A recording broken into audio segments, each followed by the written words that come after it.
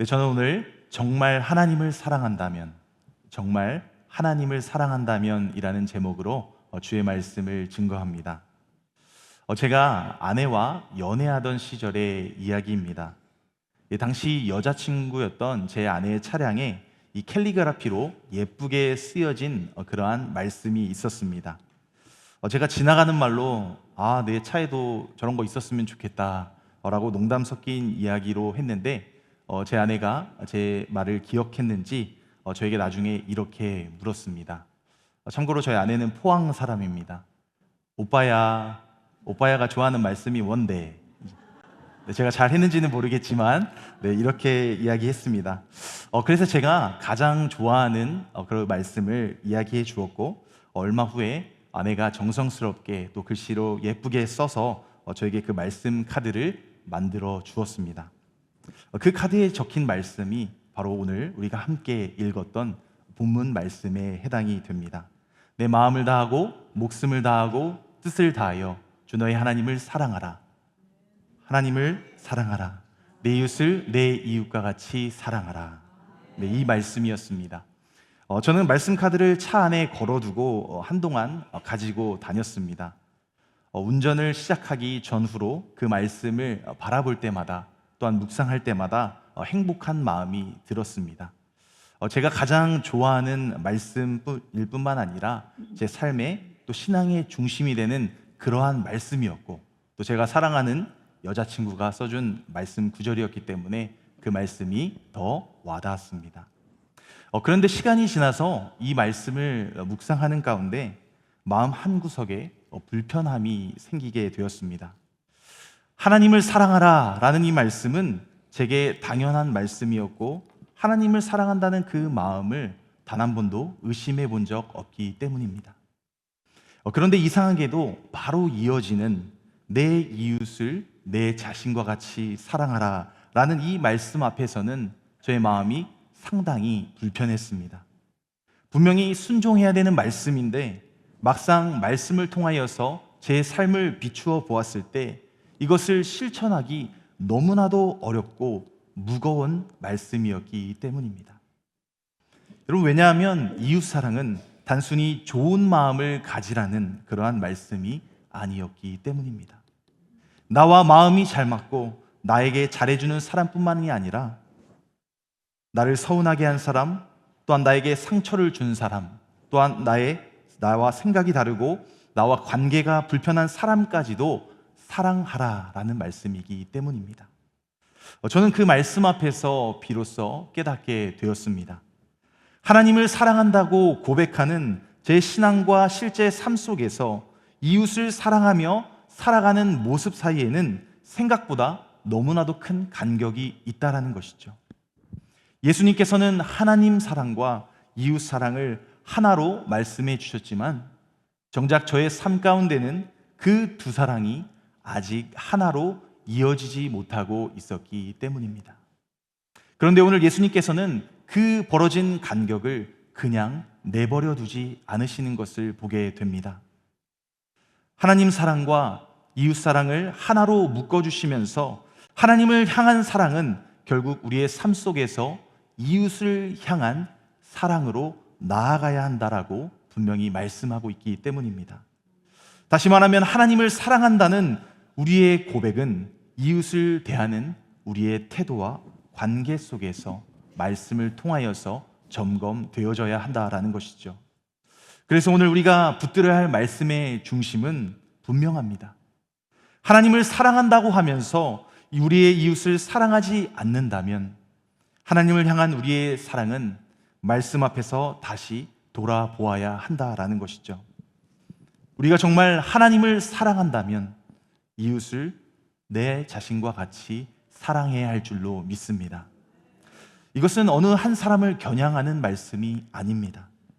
말씀을 전하는 저부터 우리 모두가 함께 듣고 순종해야 할 그러한 말씀이기 때문입니다.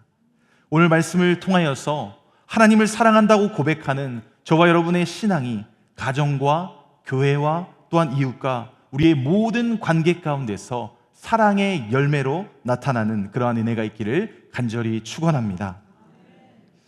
하나님을 사랑한다는 것은요, 우리의 전 존재를 하나님께 드리는 것입니다. 오늘 본문 말씀의 배경을 보게 되면 예수님께서는 성전에서 종교 지도자들에게 계속해서 함께 논쟁하고 계셨습니다. 그들은 여러 질문을 통해서 예수님을 시험하였지만 예수님께서는 모든 질문에 지혜롭게 대답하여 주셨습니다. 그래서 오늘 본문 바로 앞에 33절에서는 이렇게 이야기합니다. 무리가 듣고 그의 가르침에 놀라더라. 그 모습을 보았던 바리새인들은 다시 모이게 되었고 그 가운데 한 율법사가 예수님을 시험하여 물었습니다. 36절 말씀입니다. 선생님, 율법 중에서 어느 계명이 크니까? 수많은 율법 가운데 가장 중요한 계명이 무엇인지를 묻는 그러한 질문이었지만 마태복음의 저자는 이 질문의 목적이 예수님을 시험하기 위한 것이었다라고 분명하게 기록합니다. 그러나 예수님께서는 그들의 의도를 아시면서도 질문을 피하지 않으셨습니다. 오히려 그 질문을 통하여서 율법 전체가 중심이 무엇인지 그것에 대해서 분명하게 말씀해 주셨다라는 것이죠. 37절의 말씀입니다. 내 마음을 다하고 목숨을 다하고 뜻을 다하여 주 너의 하나님을 사랑하라. 예수님께서는 이스라엘 백성이 늘 마음에 새겼던 이 쉐마에 해당되는 신명기 6장 5절의 말씀으로 대답해 주셨습니다.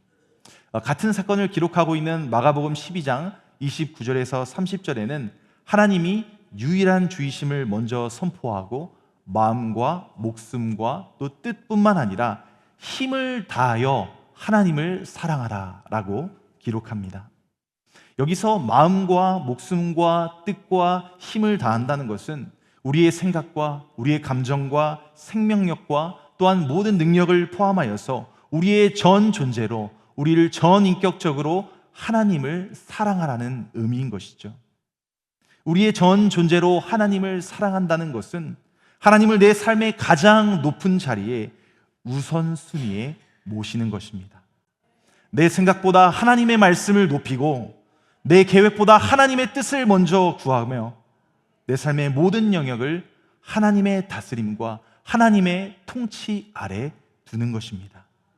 그러나 우리의 신앙을 돌아보게 되면 하나님을 나의 삶의 주인이다라며 고백하면서도 우리의 삶의 현장에서는 어느새 내가 다시 주인이 되어 있는 것이죠. 기도할 때에는 주님 뜻대로 살겠습니다 라고 고백하지만 우리의 삶 가운데서 하나님의 말씀보다 나 자신의 감정과 자존심을 더 붙들 때도 있다라는 것이죠. 하나님을 사랑한다는 것은 하나님께 나의 뜻을 관철시키는 것이 아니라 하나님의 뜻 앞에서 나 자신이 변화되는 것입니다. 말씀 앞에서 나의 생각과 고집을 내려놓고 나의 감정마저도 하나님께 맡기는 것입니다. 우리의 감정이 중요하지 않다는 것이 아닙니다.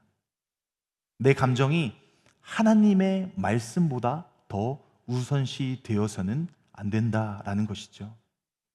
사랑하는 성도 여러분, 저와 여러분이 반드시 기억해야 될 것이 있습니다.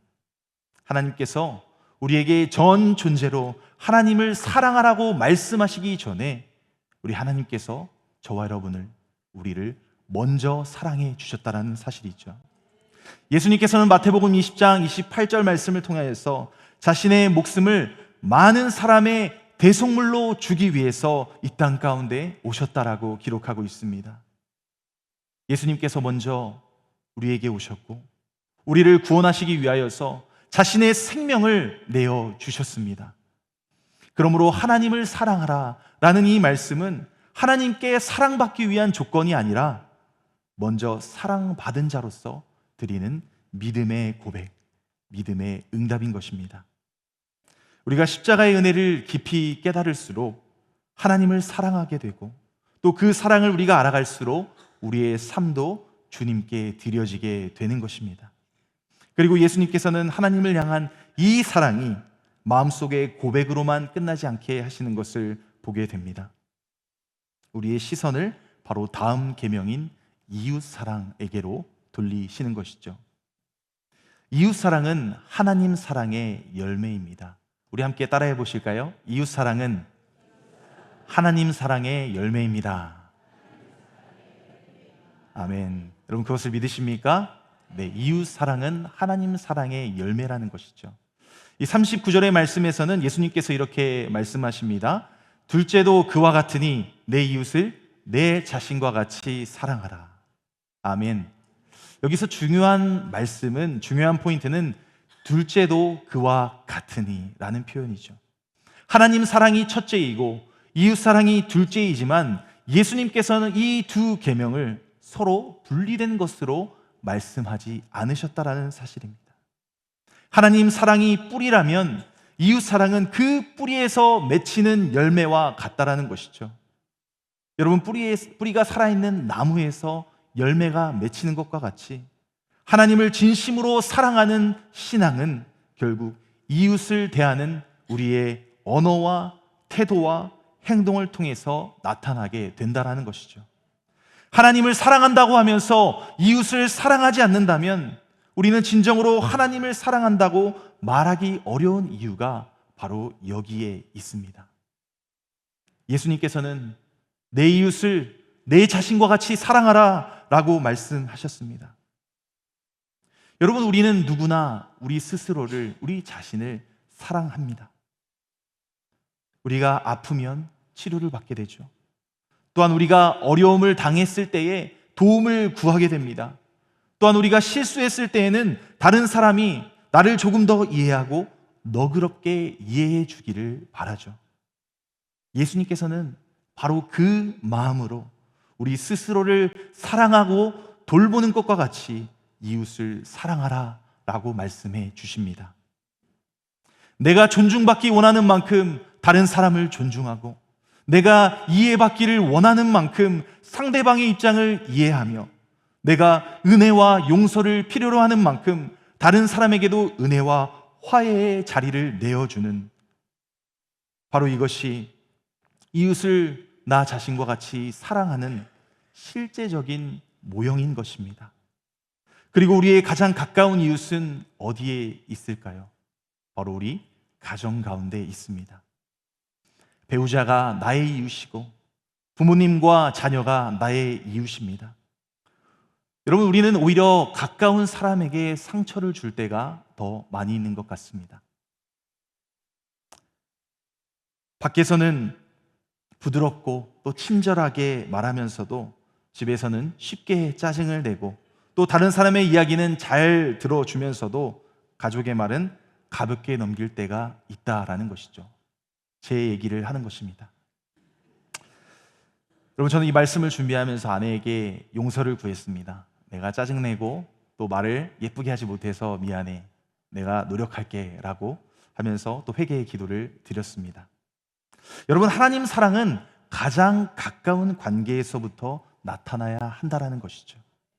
배우자의 말을 한 번 더 경청하고 또한 부모님을 공경하고 자녀에게 정답을 말해주기보다는 그 마음을 먼저 사랑으로 헤아리는 것이 바로 사랑입니다.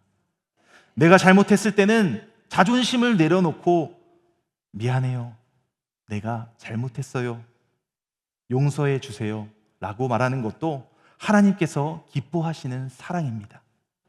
그리고 이 사랑은 우리 교회 공동체로 이어져야 한다는 것이죠. 특별히 우리 이민교회 안에는 참 다양한 사람들이 함께 모여 있습니다. 살아온 환경이 다르고 살아온 시대가 다르고 언어와 문화가 다르며 또한 신앙생활 해온 그 과정과 또 우리가 교회를 섬기는 방법도 다를 수가 있습니다. 그렇기 때문에 때로는 오해가 생기고 우리의 의견이 다를 수도 있다는 것이죠. 그러나 여러분, 다름이 절대로 분열의 이유가 되어서는 안 된다는 것이죠. 교회는 마음이 잘 맞고 또 취향이 비슷한 사람끼리 모이는 그러한 곳이 아닙니다. 예수 그리스도께서 서로 다른 죄인을 자신의 피값으로 한 몸으로 만들어 주신 공동체가 바로 우리 교회 공동체입니다. 사랑하는 성도 여러분, 교회의 아름다움은 모든 사람의 생각이 같다는 데 있지 않습니다. 우리의 차이보다 십자가 사랑이 더 크다는 사실을 믿고 그 사랑 때문에 서로를 품으며 한 몸을 이루어 가는 데 있다라는 것이죠.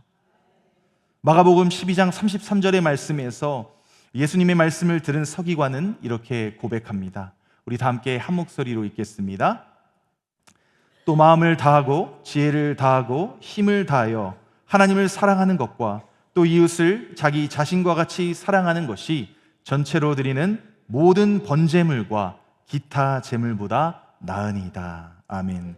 전체로 드리는 모든 번제물과 기타 제물보다 낫다라는 것이죠.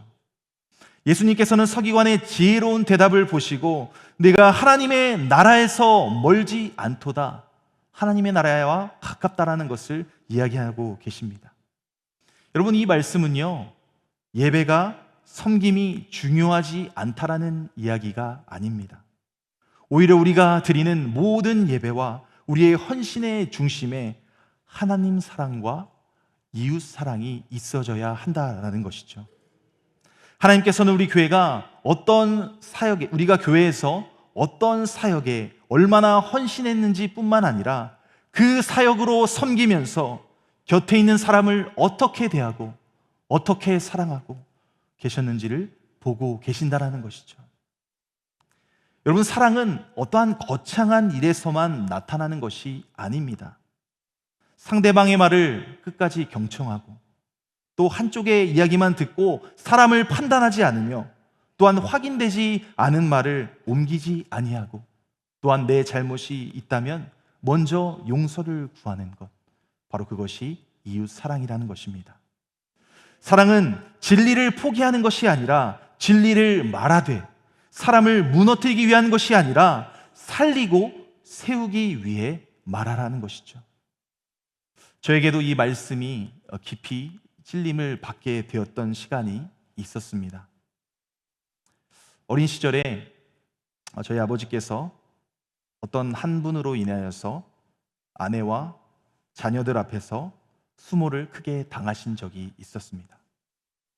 제가 그 내용까지는 구체적으로 말씀드리지는 않겠지만 저에게는 큰 충격이었습니다.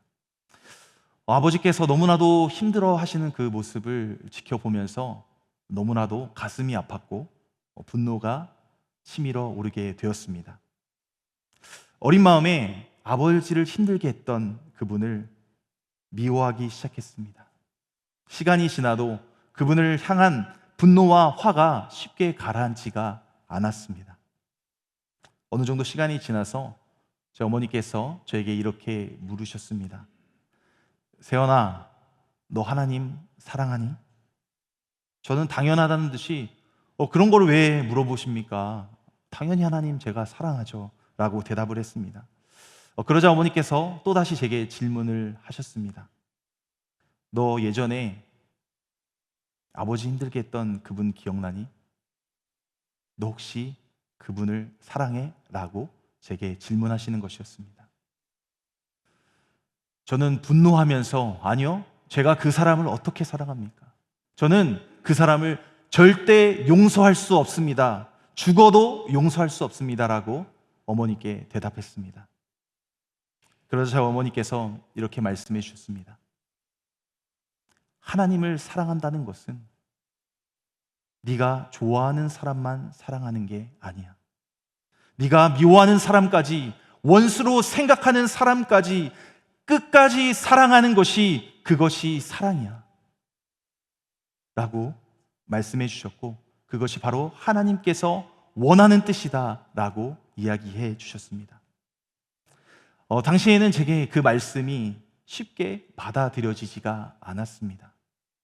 잘못한 사람은 그분인데 왜 내가 용서해야지? 이해되지 않았습니다.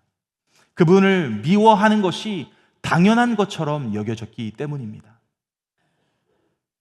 그 일이 오래 있은 후 약 20여 년이 지난 어느 날, 제가 설교 서두에서 말씀드렸던 차 안에 걸어두었던 그 아내가 써준 그 말씀 카드를 다시 바라보게 되었습니다. 내 마음을 다하고 목숨을 다하고 뜻을 다하여 주 너희 하나님을 사랑하라. 내 이웃을 내 몸과 같이 사랑하라.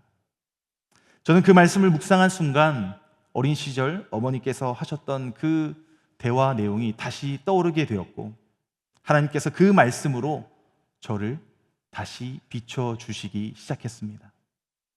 저는 하나님을 사랑한다고 말하면서 하나님의 말씀보다 제 감정과 제 판단을 더 높이 붙잡고 있었습니다. 하나님을 사랑하라고 말씀하시는데도 제 마음에는 한 사람을 사랑의 대상에서 제외시켜버리고, 다른 사람은 몰라도 이 사람만은 사랑하지 않아도 된다라는 그러한 예외를 제 스스로 만들어 놓고 있었다라는 것이죠. 그때 저는 말씀을 통하여서 예수 그리스도를 다시 바라보게 되었습니다. 예수님께서 나와 같은 죄인을 사랑하여 주셨고, 나의 수많은 허물을 덮어주셨을 뿐만 아니라 내가 사랑받을 자격이 없음에도 나를 위해 자신의 생명을 내어주셨다는 그 십자가의 사랑이 다시 떠오르게 되었습니다. 저는 그 은혜 앞에서 제가 가지고 있었던, 제가 품고 있었던 그 마음을, 그 미움을, 그 분노를 더 이상 하나님 앞에 정당화할 수가 없었습니다. 예수님께서 나와 같은 죄인을 이렇게 사랑하여 주셨는데 내가 무엇이간데 끝까지 한 사람을 용서하지 못하는가? 저는 그 말씀 앞에서 눈물을 흘리며 차 안에서 회개의 기도를 드리게 되었습니다. 하나님, 제가 주님을 사랑한다고 고백하면서 제 안에 미움을 더 붙잡고 이웃을 사랑하지 못했습니다. 용서하여 주옵소서. 저는 그리고 그 하나님의 은혜에 의지해서 아버지를 힘들게 했었던 그 마음을 내려놓고 용서하기로 결단하게 되었습니다. 여러분, 용서는 상대방의 잘못이 옳다고 인정하는 것이 아닙니다. 또한 내가 받은 상처를 아무것도 아닌 것처럼 덮어버릴 수 있는 것도 아닙니다. 또한 모든 관계를 이전과 같이 똑같이 되돌려 놓는 것도 아닙니다. 물론 그렇게 되면 너무나도 좋겠죠. 그러나 여러분, 용서는 내가 심판자의 자리에서 내려와서 그 사람에 대한 판단을 하나님 아버지께 맡기고 더 이상 미움이, 화가 내 마음을 지배하지 않도록 내려놓는 것입니다. 그러나 우리의 힘만으로는 사랑하기 어려운 사람을 사랑하고 또한 용서하기 어려운 사람을 용서하는 것이 쉽지 않습니다. 그래서 우리에게는 우리 자신의 의지와 생각이 아니라 먼저 나를 사랑하여 주시고 용서하여 주신 그 십자가의 사랑, 예수 그리스도의 사랑이 필요한 것입니다. 여러분, 우리의 사랑은 십자가의 은혜에서 시작됩니다. 본문 40절의 말씀에서 예수님께서는 이 두 계명이 온 율법과 선지자의 강령이니라 라고 말씀해 주셨습니다. 온 율법과 선지자의 가르침이 하나님 사랑과 이웃 사랑에 달려 있다라는 것이죠. 그러나 이 말씀 앞에 우리의 자신을 세워보게 되면 우리의 부족함과 연약함도 분명히 드러나게 되는 것입니다. 우리는 마음을 다하여 하나님을 사랑하지 못했습니다. 우리의 마음은 쉽게 다른 것에 빼앗겼고 하나님의 뜻과 내 뜻이 부딪힐 때에 내 뜻을 더 붙잡았습니다. 또한 이웃을 내 자신처럼 사랑하지도 못했습니다. 내 유익을 먼저 생각했고 상처받으면 마음을 닫았고 또한 때로는 이해보다 판단이, 용서보다 정죄가 앞섰습니다. 여러분, 그렇기 때문에 우리에게 예수 그리스도가 필요한 것입니다. 예수님께서는 하나님 사랑과 이웃 사랑을 말로만 하지 않으셨습니다. 자신의 삶과 그 십자가의 고통과 고난을 통하여서 그 사랑을 완전하게 보여주신 분이십니다. 예수님의 그 십자가 사랑을 바라보면 오늘 본문의 이 두 계명이 어디서 가장 완전하게 나타나는지를 깨닫게 됩니다. 마태복음 26장 39절 말씀에서 십자가의 고통을 앞두신 예수님께서는 겟세마네 동산에서 이렇게 말씀하시죠. 이렇게 기도하십니다. 그러나 나의 원대로 마옵시고 아버지의 원대로 하옵소서.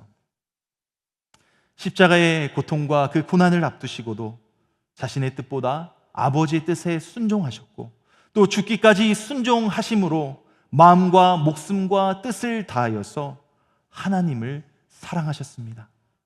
동시에 예수님께서는 자신을 배반하고 부인하며 떠나갔던 그 제자들을 포함하여서 죄인인 저와 여러분을 끝까지 사랑해 주셨습니다. 십자가는 하나님을 향한 순종의 사랑과 죄인을 향한 희생의 사랑이 가장 완전하게 드러난 자리입니다. 예수님께서는 아버지의 뜻에 끝까지 순종하셨고 동시에 사랑받을 자격이 없는 우리를 위하여서 자신의 생명을 내어 주셨습니다. 그러므로 오늘 말씀은 우리에게 단순히 더 열심히 사랑하라고 요구하는 데 있지 않습니다. 우리의 힘으로는 온전히 사랑할 수 없기 때문에 먼저 십자가에서 우리를 사랑하신 그 주님의 은혜를 다시 붙드시는 겁니다. 내가 사랑하지 못했던 것을 인정하고 내 안에 남아있는 상처와 미움과 자존심을 주님 앞에 내려놓으며 이렇게 은혜를 구하는 것입니다. 주님, 제 힘으로는 사랑하기 어렵습니다. 그러나 주님께서 사랑하신 그 사랑으로 저도 사랑하게 하옵소서. 이것이 하나님 사랑과 이웃 사랑의 복음적인 출발점인 것이죠. 여러분, 우리는 사랑해서 사랑받는 사람이 아니라 이미 사랑받았기 때문에 사랑하는 사람인 줄 믿으시길 바랍니다.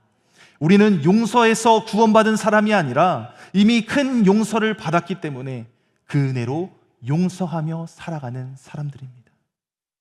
예수님께서 나를 오래 참아주셨기 때문에 나도 다른 사람을 위해 조금 더 오래 참을 수 있고, 예수님께서 먼저 나에게 찾아와 주셨기 때문에 나도 관계의 회복을 위해서 먼저 손을 내밀 수 있는 것입니다.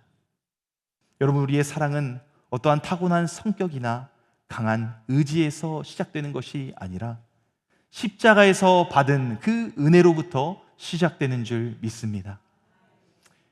그래서 교회 공동체 안에서 우리 모두는 같은 자리에 서 있는 것입니다. 십자가 아래서 나도 용서받은 죄인이고 내 곁에 있는 성도님들도 동일한 은혜를 받은, 그 은혜로 구원을 받은 하나님의 자녀라는 사실이죠. 여러분, 우리가 그 사실을 기억할 때에 서로를 향한 판단은 조금 내려놓고 그리스도께서 나를 품어주신 것과 같이 다른 사람을 품어가는 길을 걸어가게 될 줄로 믿습니다. 사랑하는 성도 여러분, 말씀을 정리합니다. 여러분, 예배는 사랑으로 이어져야 합니다. 기도는 이웃을 품는 마음으로 이어져야 하며, 말씀을 듣고 배우는 것은 우리의 가정과 교회에서 이웃을 살리고 세우는 삶으로 이어져야 할 줄로 믿습니다. 하나님을 사랑한다는 고백과 이웃을 사랑하는 삶이 따로 갈 수 없기 때문이죠. 저는 이 말씀을 준비하고 또 계속해서 묵상하면서 여러분 기억하실지 모르겠지만 아름다운 마음들이 모여서라는 이 찬양이 계속해서 저의 마음 가운데 떠오르게 되었습니다. 우리 혹시 이 찬양을 아시는 분이 있다면 우리 같이 한번 찬양하기를 원합니다. 예수님을 만나면 우리 뭐라 말할까? 그때는 부끄러움 없어야지. 우리 서로 사랑해. 하나님이 가르쳐준 한 가지, 내 이웃을 내 몸과 같이. 미움, 다툼, 시기, 질투 버리고 우리 서로 사랑해. 미움, 다툼, 시기, 질투 버리고 우리 서로 사랑해. 아멘. 전 말씀을 준비하면서 이 찬양의 가사가 계속해서 떠올랐습니다. 교회 사무실에서도 우리 목사님들 앞에서 미움, 다툼, 시기, 질투 버리고 우리 서로 사랑해 여러 번 불렀던 것 같습니다. 언젠가 우리 모두는 이 찬양의 가사와 같이 주님을 만나게 될 것입니다. 그때 우리의 예배와 우리의 헌신도 돌아보게 되겠지만 무엇보다 주님께 받은 그 사랑으로 내 곁에 있는 가족과 성도님들과 이웃을 얼마나 품고 사랑해 왔는지를 돌아보게 될 것입니다. 우리가 언젠가 주님을 만나게 될 그날을 생각하면 우리가 어떻게 오늘을 살아가야 하는지 분명하게 되는 것이죠. 하나님께서 오늘 이 말씀을 저와 우리 성도님들에게 들려주시는 것은 저와 여러분을 책망하기 위한 것이 아니라 아직 사랑할 수 있을 때 사랑하고 아직 회복할 수 있을 때의 관계를 회복하며 아직 기회가 있을 때에 먼저 손을 내밀라고 우리를 사랑의 자리로 다시 부르시기 위한 것임을 믿으며 나가기를 소망합니다. 그래서 우리 이번 한 주를 살아갈 때에 어떠한 거창한 결단보다 하나님 한 사람을 사랑하는 그러한 작은 마음을, 그러한 작은 순종으로 시작했으면 좋겠습니다.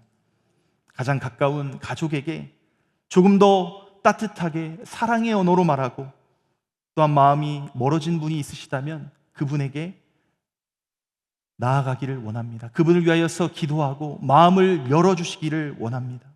그리고 내가 먼저 용서를 구해야 할 일이 있다면 우리의 자존심을 주님 앞에 내려놓고 작은 용기를 내셔서 손을 내밀어 주시기를 원합니다. 제가 아내와 교제할 때에 차 안에 걸어두었던 그 말씀은 결국 아름다운 어떠한 글귀로 끝나지 않았습니다. 그 말씀은 제 마음속에 비추어져서 저의 마음이 미움이 드러나게 되었고 저를 회개의 자리로 이끌었을 뿐만 아니라 다시 십자가의 사랑을 바라보게 만들었습니다.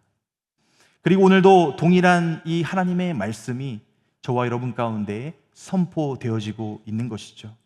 내 마음을 다하고 목숨을 다하고 뜻을 다하여 주 너의 하나님을 사랑하라. 내 이웃을 내 몸과 같이 사랑하라. 정말 하나님을 사랑한다면, 오늘 설교의 제목입니다. 정말 하나님을 사랑한다면 그 사랑이 우리의 삶을 통해 이웃에게 사랑으로 흘러가야 할 줄로 믿습니다. 우리의 배우자와 자녀에게, 또 그리고 부모님에게, 함께 믿음의 길을 걸어가는 성도님들에게, 그리고 하나님께서 우리의 삶에서 만나게 하시는 모든 이웃에게, 특별히 아직도 예수 그리스도를 알지 못하는 이웃들에게 그 사랑이 흘러 넘치기를 간절히 소망합니다. 언젠가 주님 앞에 서는 그날, 저와 여러분이 주님 앞에서 완전하게 사랑했다라고는 고백할 수 없겠지만, 그러나 이렇게 고백하게 되기를 원합니다. 주님께서 저희들과 같은 죄인을 사랑하여 주신 그 은혜로 인하여서 저도 힘들었지만, 용서하기 힘들었지만, 사랑하기 힘들었지만 사랑하며 살기를 힘썼습니다 라고 고백하게 되는 저와 여러분 되기를 간절히 소망합니다. 마음을 다하고 목숨을 다하고 뜻을 다하여 하나님을 사랑하며 예수 그리스도께서 우리를 먼저 사랑하여 주신 그 사랑으로 우리의 가정과 교회와 이웃을 사랑하며 살아가시는 저와 유장의 모든 성도님 되시길 주님의 이름으로 간절히 축원합니다. 아멘.